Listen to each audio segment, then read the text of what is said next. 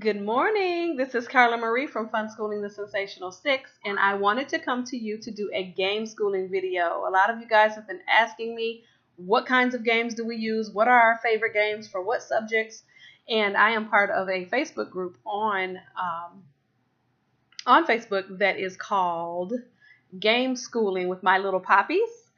And I think that you would absolutely love that. So I encourage you to join that Facebook group. It is not my Facebook group. It is sponsored by the My Little Poppies blog. But I have learned so much and learned so many different ways to expose my children to information and learn in fun, hands-on ways by using games and activities that allow them to interact with the information more than reading it in a textbook. So I wanted to share with you some of our favorite games. I will let you know what some of my kids' favorite games are versus my favorite games. Most of the games I'm going to share are not necessarily the games. We have lots of them. I'm not necessarily sharing the ones that we do just for fun, but I'm going to share the ones that deal with the different topics that you may want to expose your children to in a fun, hands-on way. We have fun with these as well, but most of these games kind of have a dual purpose, both fun and learning experience. So I wanted to make that clear that we have lots of other games, but these are the particular ones that I wanted to share on video. And I am going to start with history and geography. Some of these games that I'm going to show you today will some will be just history, some just geography, and some have both. But I wanted to start with the timeline series. This particular game has this particular timeline series has lots of different games. You can get U.S. history, world history, music, pop culture. The two that we have are events, which is world events, and it starts with the beginning of time all the way to present day, or pretty much I would say 50s or 60s. Oh, actually some through the 80s. And this is the Inventions timeline game. And the way that you play the game is very simple. And I won't be taking all the games out, but I will do it for this one because it's very simple pieces. It has 2 stacks of very well-made cards. They're very durable, so you don't have to worry about them getting torn up right away. Each card has an invention. This is the Invention timelines game. And that's the way that the cover looks. And each card has an invention in the name, and then on the back it has a year, the year that was invented. And it goes back as far as Stone Age. And so the way that you start the game is pretty much one person picks a card off the top of the deck and lays it down. And in the beginning, it's pretty easy because you place the card before or after where it fell in history on that timeline. The further you get in that particular game, the harder it is to figure out in between where this particular invention goes. So it's very, very fun. We enjoy that a lot. And we use that along with our synchronological world history timeline as well, that is about 15 feet long. I'll talk about that on another video. But and so we also have the events, and it is played the exact same way. We also use this with our synchronological world history map. So check out the timeline series. You can find those on Amazon, but I will caution you. Make a list of the areas in which you want to expose your children to, or the areas in which you want more hands-on learning versus workbooks or classes, courses, that kind of thing. That will give you a roadmap before you spend a lot of money on things that you really don't need or you're not going to use. Because I know that when you are planning your homeschool budgets, that money is precious and you want to get the most bang for your buck. So I suggest that you do that first. Decide what areas that you want to be more hands-on in your family, or what areas you want more supplements to what you are teaching, whether it's with a curriculum or any other way of teaching. So do that first, and then go to as many thrift stores in your area as possible. I am telling you, just being a part of that Facebook group online, that I have learned that you can find a lot of things in Goodwill and different kinds of secondhand stores. So I would tell you to do that first, because you can find a lot of awesome stuff. Even some of the things I'm going to show you today, you may find there for a fraction of the cost. And again, everything that you see that I'm going to show you here today, you can get through Amazon as well. So, but let's move on to the next one. This is an excellent game. It is a travel memory card game, and it is pretty much like any other memory game, but it is world monuments. And so we were able to use this along with Legos in our children building world monuments last week. You may have seen that on our Instagram or Facebook page at Fun Schooling the Sensational Six. But this just teaches them about world monuments, where they're located, and the history behind them. And my children really had fun getting creative and building world monuments last week out of Legos. So again, we even use Legos to teach. Who knew, right? So what some would consider fun and games, we consider a learning experience. So the next one that I want to share with you is this one, African Janelle. I believe I'm pronouncing that properly. I believe it's French. But it is a geography game that focuses on the continent of Africa. You have north, south, east, and west, and it basically helps you understand some of the customs and geographical locations of cities and rivers and different facts about different countries in Africa. So if you're focused on Africa, if you're studying Africa, or you just want this this kind of resource in your home, I would suggest this. It's an excellent resource. One of our absolute favorites, or should I say one of my absolute favorites, even though the kids do enjoy it, it is my absolute favorite because I am a world schooling junkie. I think it is just amazing to learn about other cultures and parts of the world. So, of course, this is going to be my favorite, Passport to Culture. Oh, I think that you would absolutely love this game. This game, unlike the one with Africa, this exposes you to culture, customs, history, geography, people, and just food, everything that you can think of regarding countries all over the world. I mean, if you want to know how to respond in a conversation, or what to do when you go to dinner in India versus in Malawi, or anything like that, how you would conduct yourself in different environments and different cultures. It's an amazing game, and we've learned a lot from it. So I would highly suggest this for anybody that is working on history and geography. It's an excellent supplement or standalone resource. And we have Geo Bingo. This you can get in a US Bingo, and you can find that in there's lots of different versions of US Bingo. But this particular one I love. It's very well made. The cards are well made. The box is sturdy, which I always look for. I like sturdy boxes so that I don't have to figure out other ways to store the games. But this particular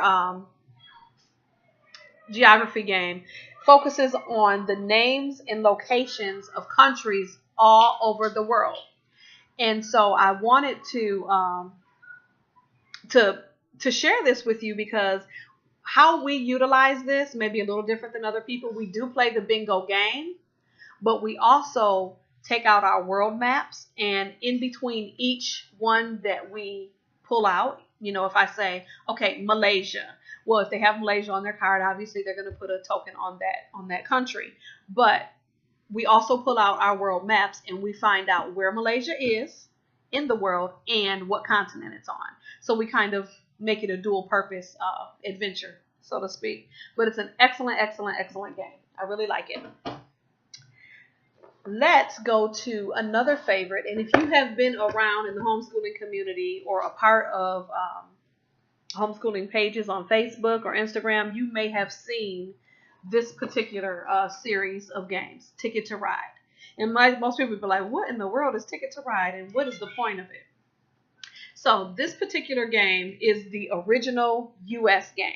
There are two games that are that you would need to get in order to get the add-on boards. The original games for the US and Europe are the complete package where you get all of the pieces, you get the original board, and things of that nature. We love Ticket to Ride. My children are very familiar with US geography, and so it was very easy to play this game.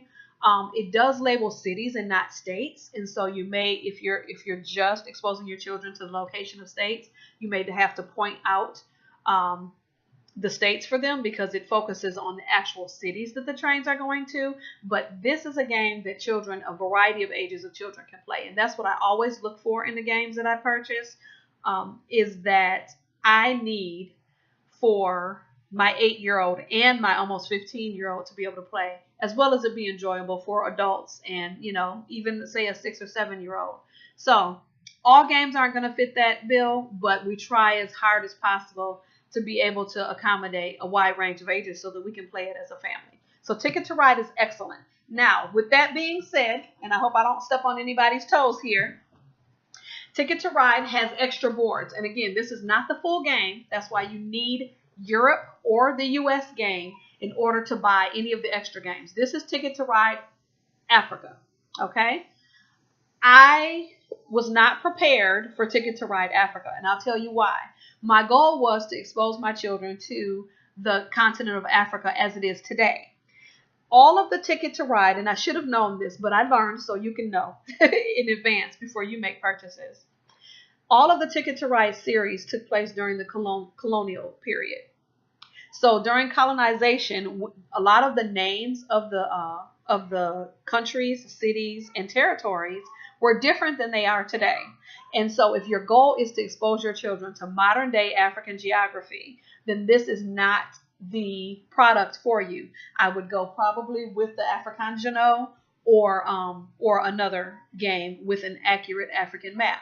However, what I did is I made lemon out of lemonade, and I changed the map to reflect the current day names of those cities and territories. So I made it work for me, but it was after, you know, realizing that it wasn't what I thought, because it took place in a different time period. So it's important for you to know that before you go and buy the Africa, Asia, Icelandic, or any of the other India extra boards to go with the original boards, that they took place during a different time period and it is not modern day geography.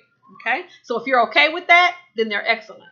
But if you're not and you need modern day geographic information, then these wouldn't necessarily be what you're looking for. Okay, let's go to Carmen. We all know Carmen Sandiego. Most parents today grew up with Carmen Sandiego. I would say not everybody. You know, it's kind of, I don't know what time period, late 80s, 90s. But Carmen Sandiego, we have the DVDs. We have 2 games that I'll show you today. But this is the original Where in the World is Carmen Sandiego? Now, you can get Carmen Sandiego games on Amazon. They can be pretty pricey because it is an old game. And usually you're going to end up buying them used. Or I think that they may, I heard recently someone say that they had a new version at Target. So that's possible. My versions are old used versions from Amazon, but I've also seen people get these from thrift stores. So before you pay the hefty price on Amazon, I would suggest that you look around first, but they're excellent games. This particular one focuses on geography and history, but it's really fun. Critical thinking is involved. I was able to play with a range of ages, and everyone understood what they were playing, and so that was good. It says that the age is 10 and up, but I think that you may be able to back that up a few ages, like maybe to 8 will probably work. Most of these games, some of them require reading and some of them don't. But for the children that you have that are not reading yet, no matter what age they are, it is possible to still play the game with them. What I do with my 7-year-old is he and I play as a team, so that I can help him, you know, accurately read the cards and things of that nature. And it kind of helps him learn how to read and gain an extensive vocabulary. So very important to consider that when you are purchasing games, whether or not the games require reading or not. And if they do require reading, can 2 adults play along with the children to help them be able to understand and learn from that experience? And now, again, this is Where in Time is Carmen Sandiego. So the other is Where in the World, mostly geography, some history. But this is history, world history. And this can also go for a myriad of ages. It does require reading. So we're almost done with our history, geography, and we'll move on to some other topics. This particular one, Seven Wonders, we have not played a lot. I think only one time so far.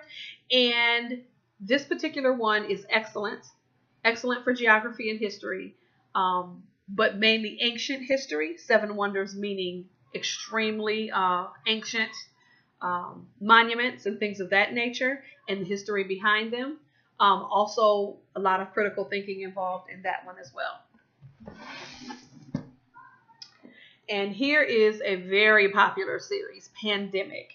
This particular series, you can get a lot of different Pandemic games. This is the original, and we love it. It is made so well, and the board is beautiful.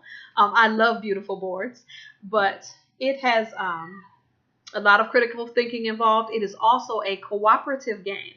So when you feel like things are getting a little too competitive and you need to work on teamwork, then this is the game for your family. It is also a game. It says the age is 8+. I have had my 7-year-old play it. You know your children more than anyone else, so you know whether or not a child is on the level where they can either do the reading required or the critical thinking required on that level. So we'll leave that up to the parents. But this is an excellent, excellent game, and I really think that your family would enjoy it. Basically, you rush around the world, and it is an entire world map, and to save the world from a pandemic. And again, you can get this in many different versions, and this is available through Amazon. So those are our favorite, not our only, but our favorite history and geography games. Again, Pandemic could be used for science as well if you're studying medicine and outbreaks and pandemic and things of that nature for high schoolers. That might be a fun game to engage with. But I'm going to share with you very briefly some of the few things that we do for writing and reading. Most of what we do, we read constantly, and we have our own very extensive home library, when it comes to reading. And I don't have to share that at another time because that would be a long video. But I wanted to share some of the things that we do for our Write About It Thursday. And if you have watched our channel for any period of time, you know about our theme days that we do throughout the week. And this is the Rory Story Cubes. You can see that. And you can get larger versions of this. I got this at Walgreens. They're excellent. They pretty much come with pictures on all 6 sides of the cube. And pretty much you roll the cubes and they make stories out of them. And so it's really good for storytelling. And what we do is we will use the cubes, we will roll them, and then we will write our story that we come up with. And so that kind of works on, storytelling and writing together. And then through that, I'm able to assess their writing skills and things of that nature and help them with spelling. So again, we don't use curriculum, but we use life and activities and hands-on experiences to be able to teach things that other people teach in other ways. So, and very similar to the story cubes is this particular game, which is called Visualize. I got this at a Goodwill store. And it has a very, very, very similar to Rory Story Cubes, but much bigger and very durable cubes, as you can see. They have pictures all over them. And we use it in the same manner. We roll the cubes, we tell silly stories. Sometimes they may not be silly stories, but and then we write them out. So we'll use that a lot on Write About It Thursday. I just wanted to share those with you. Don't have a whole lot of games because a lot of times we'll do writing prompts, whether it be silly stories or history or having them write about something they're passionate about. But I don't have a lot of games for things of that nature. But I want to take a moment to share a few things that don't necessarily fit into categories that you may love before I move on to some of the other categories. And this particular one is called Compose Yourself. Now this is excellent, and I think only maybe 3 of our children have done this, and I want to get the others involved in it. But this particular game is brilliant, and I believe the makers it's by Think Fun, which always makes excellent games. But also got this from Amazon, and it is by a composer, world famous composer, Philip Shepard. And basically what he did is he took, I'll show you because it's very easy. He took all of these notes and put them in individual cards, as you can see. And there's probably, I don't know how many cards are in here, but there's a lot. As you can see, that stack is pretty thick. He took all of those cards and put a series of notes on them. And what you do is you take those cards and you put them in a series of 4 or 5 in a row. So you lay them out in a row, and then you go to the website, and up in the corner of each card there is a number, as you can see. See that number 0211?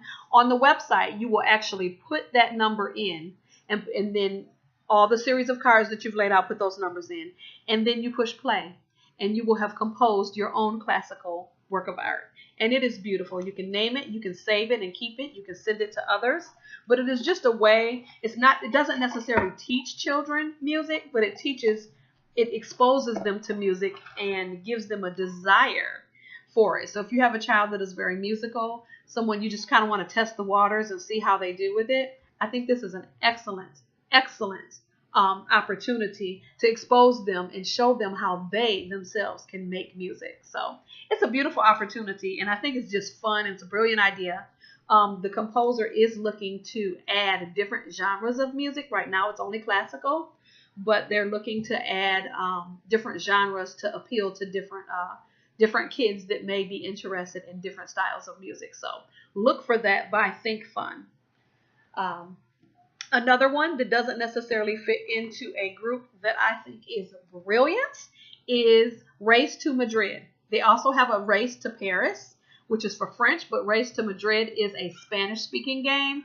I tell you, I have seen a lot of games for Spanish, and this one, hands down, to me, is the best. If you want not just something that's going to teach you nouns and verbs and just random Spanish words, this particular game teaches you how to put it into a sentence. So it's conversational training in Spanish. And I myself have traveled recently to a few Spanish-speaking countries, and this is not, I didn't get this just for my kids. I got it so that I would learn as well, because I find myself reading and understanding better than I speak. So this is definitely an excellent tool for any family that has a child that is learning Spanish, or if you're learning Spanish as a family together. I highly recommend this game. Again, it is by Clue, and it's called Race to Madrid. If you're learning French, then you may want to consider Race to Paris. But again, it is not just random vocabulary words in Spanish. It teaches you how to create an actual sentence. All right, so it is excellent opportunity. Now this one, I didn't know whether or not to put this in history, geography, science, or what. So I'm just going to throw it out there because it's excellent. But I must say, whoever created this invested in the materials, because this is one of the best game boxes I have ever seen. And the game board and the pieces are second to none. So this is an investment that you will want to protect because it's excellent. But Tesla versus Edison, War of Currents. And again, if you're studying electricity, if you're studying, things along that line, it will be excellent. If you're studying investments with your older children, it deals with the stock market and investments and things of that nature. So it would be excellent to study for that. If you're studying, I guess you could say U.S. geography, it would also be awesome. It's similar to Ticket to Ride, where you claim routes or you claim actual parts of the country that you, as an inventor, as an investor, are basically lighting up America in the time period that they were racing to see, hey, who's gonna be ahead of this game when it comes to electricity and lighting America. So very, very important tool for us, and we'll be using it in multiple different ways, both for history, both for science, as well as investment and financial education. This is definitely a winner. So let's move on to another category. What would you like to do? I think we should do math. So I'm going to share with you some of the things that we use for math. But first, before I do that, I'm going to share our family math books, because in these math books are actual games. Okay, so I don't want you to get confused. Like, why is she sharing a workbook on a game schooling video? Because these are actually workbooks full of games. And so family math, we have family math. This is the first book. This is the second book. And then we also have the junior high book that focuses on algebra and geometry. And so I don't have that here with me. But in these books, you will find a myriad of games available. And it tells you what age group that the game is for. It tells you all the materials that you need for the game or activity. And we have a lot of fun doing these particular activities. So wanted to suggest those. They are an old school resource. They are not new, but they are timeless. As far as I'm concerned, math has not changed, at least not for us. But I think that you will really enjoy having those as a resource in your home, either as a supplement or as a standalone if you're strictly into hands-on learning like we are. So let's get off into the games. One of our favorites, Prime Climb. This particular game focuses on your 4 operations: addition, subtraction, multiplication, and division. And the goal of the game is to get to the very middle of the circle by using those 4 operations. And you can use more than one operation on a turn, which kind of gets into algebraic thinking, to be honest, because you're trying to figure out how to use more than one operation to get the answer that you need. So it's kind of really good for my older kids when it comes to critical thinking and pre-algebra skills, the way that you would think to solve a algebraic problem. But this is a really good game. As far as the younger kids, it just basically helps them perfect their math facts, which is something that we do not do in a formal way. We don't teach math facts in a formal way. We use things like this, playlists, DVDs while they're playing, all kinds of different ways of doing it. So wanted to show you another game that is similar, but it is my favorite. It's called Mashable, and this book is very similar to Scrabble. However, it is math. And so again, addition, subtraction, multiplication, and division, and you have the ability to utilize those math operations all in one turn, and until you exhaust the answers that you can come up with. So it is an excellent game. I have actually given this to my older son and told him to sit down and to solve every possible problem on the board. And it's not easy, but it is rewarding and it's fun. It really works on critical thinking. You have to pay attention to all sides of the board at all times. Excellent, excellent game. And again, for the younger ones, helps them with their math facts. For the older ones, helps with that critical thinking when it comes to being prepared for pre-algebra and other types of math. Let's see here. We have fraction formula. In this game, there are actual rules to this game, but this game can be used in multiple ways. So you can definitely get creative by using the pieces. I want to kind of show you what pieces are in here. I'm not going to do that with everyone, but everyone that's playing will get a flask. And then, as you can see, there's a bag full of fraction pieces. And basically, your goal is to fill your flask each turn. And if all of your fractions that you have chosen equal one whole without going over, then you are the winner. And so without playing it right here in front of you. It's kind of hard to explain, but it's excellent. And there are other ways. There are many ways to be able to utilize the pieces in this particular game for other learning opportunities regarding fractions. So, and that's what I look for too. I look for games that are diverse. Can I add to it if I want to? Can it be part, can I use 3 other resources that I have at home with this game to teach an entire concept? I look for things like that. Okay, now, this has been a popular game, and there's been lots and lots and lots of versions of this. Honestly, not my favorite. My kids love it. But the reason my kids love it is because they don't fully understand finances and how the world of finance actually works. But they think that it's fun. So it's fun. It does work on counting money. It does work on some basics when it comes to budgeting and that kind of thing. But for me, it's not realistic. It doesn't really get to what I wanted to teach when I purchased it. And so, again, it's fun. It will teach basic skills, but it's not my favorite one. So the kids will pull it out on their own, but it's not mommy's favorite. Now, here's my favorite one. And if you're familiar with Robert Kiyosaki, Rich Dad, Poor Dad, the author of Rich Dad, Poor Dad, he has a curriculum and an adult version of the cash flow game, which teaches adults how to increase their income through multiple streams of income, how to invest, all different kinds of financial education. And this is a breakdown of that particular one for kids. So what I like about this is that I'm able to teach my children very basic wealth building techniques or strategies, different ways to look at their money, different ways to look at different streams of income, how to think differently when it comes to money. So cash flow for kids is definitely a must. I like it much more than Payday. So let me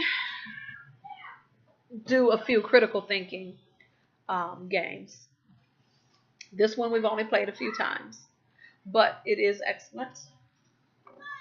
In this particular game, more than anything, I wanted something that would also be fun because my children love, like most kids, love spies, secret agents. They love that kind of thing. But this really works on critical thinking skills and helping them understand how to make a decision based on the information that they have and that kind of thing. And it's very competitive as well. So they really like this game, Spy Alley. This game is a cooperative game. It's called Break the Safe. And it's also a very, very good critical thinking game and a cooperative game. So they work together to break the safe of the enemy's camp. So those 2 games, excellent. No specific topic covered, but work very well on critical thinking and using information to come up with the answers that you need. Now let's go with science because we are a science fanatic family. So I would be remiss if I did not share with you our favorite science games. Now, we do a lot of hands-on science, so everything that we do in science isn't necessarily in game form, and I'm going to have a whole nother video that shares a lot of our hands-on science resources. But today I'm just going to share the games because this is a game schooling video. But let's start with this. We have a card game that helps with the understanding and the properties of chemistry. And so you'll learn, basically says advanced chemistry, simple rules, and ninja. So it's a fun way to learn all about the elements and how they interact with one another and pretty much what they do and what they can be used for. So it's a fun card game. This is a hilarious fun game. It's called Organ Attack. I don't know if you can get this on Amazon yet. This was actually on Kickstarter, and it is an amazing game that basically, and it comes in a really, really, really nice package, as you can see. Looks like a classic book. Oh, upside down. And then you open it up, and you have your cards and all of your instructions. Very, very simple, well put together game. This particular game has basically, you have to destroy your opponent's organs with different illnesses and sicknesses. Now you may think, oh, that's morbid. That's horrible. Why would you do that? Well, basically what it does is it teaches you the different kinds of things that will affect different parts of the body. So if a person says, okay, well, what is a heart attack exactly? The cards will explain that to you. What affects the spleen or the different organs in the body, and how can these things be healed? How can these things be overcome? But it's in a funny package. And so I really like that it's kind of a silly way of looking at it. And even though it sounds more morbid, like, oh yeah, I got to retrieve all your organs or kill all your organs in order to win the game, it really is a fun game. Because I was kind of concerned, like, I don't know. But it's fun. We enjoy it. So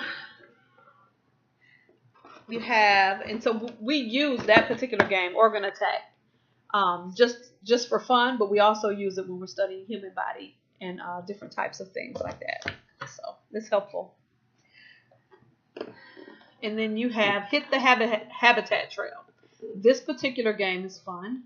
It helps children understand different habitats that animals live in, how to match those up, how to understand them, why they require that kind of habitat, what they eat in their habitat, their migration patterns, what else? Their just all kinds of things regarding animals and their different habitats. So this is a fun game for studying zoology, animal science, even environmental science. So that would be a fun game to study. Now, one of our favorites and gross ones is called Scabs and Guts. Yes, you heard it right. Just as yucky as you can imagine. But it is fun, and it is a very, very easy game for younger children as well as older children to enjoy. It does require a little bit of reading, but most of all, it is a very short board and a very quick play. So if you want something really quick, you're studying the human body, studying about organs or anything like that, this will be a really good game. The age says 6+, and that's pretty much correct. I've been able to play this with all of my children, and everybody's been able to enjoy it. So that's a good one. All right. Now, we all love Magic School Bus, don't we? Magic School Bus. And I was because my children are getting older now, I was kind of skeptical about a Magic School Bus game. But this particular game actually is a lot of fun. And it's called Science Explosion. And every time you get to a certain part in the game, you get to do a mixture and make the volcano explode. So that's kind of fun and messy, but fun. And it covers all different kinds of science. Okay, so you're not going to get one kind of science. You're going to get all different kinds of science with this. So they're going to talk about animals, weather, bugs, chemistry, engineering, you name it, it's included in this. So excellent opportunity for learning there.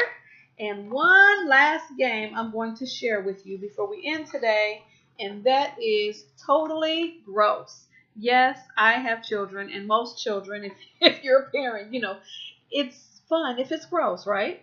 Especially I have 4 boys, so gross is the name of the game. But this particular game is fun, and it has it also covers several different kinds of science. But you learn about some of the pretty gross operations of the body. But again, it's fun and it's informative, and the kids enjoy it immensely. So, and this is also ages 8 and up, but I think that you could definitely 6 and 7-year-old with a little bit of reading help may be able to enjoy that. So those are our favorite games. Again, we have many more games, but those are the favorite ones that we use in conjunction with maybe some books that I might get from the library, or an activity that we may do outside that relates to it. We will put that, a game, and maybe a YouTube playlist together, and before you know it, your kids have learned an entirely new skill, an entirely new genre or topic, and without opening one textbook. So, or taking one class. And so that's what we love about hands-on learning. That's what we love about game schooling. I hope that this was an informative video for you. I do know that there are so many games out there. Again, go to the Game Schooling with My Little Poppies Facebook page. Join that group. I guarantee that it will affect your pocketbook, but it will also be a blessing to you. You'll be able to see all of the myriad of ways that you can add hands-on learning to your homeschool and just kind of break out of the box and out of the traditional learning and allow your kids to the freedom to learn and have fun at the same time. So again, I hope this was helpful to you. And if you have any questions, feel free to put them in the comment section below. I'll be coming back to you guys with a few more videos that you guys have requested recently. Until then, have a great day and enjoy the rest of your summer.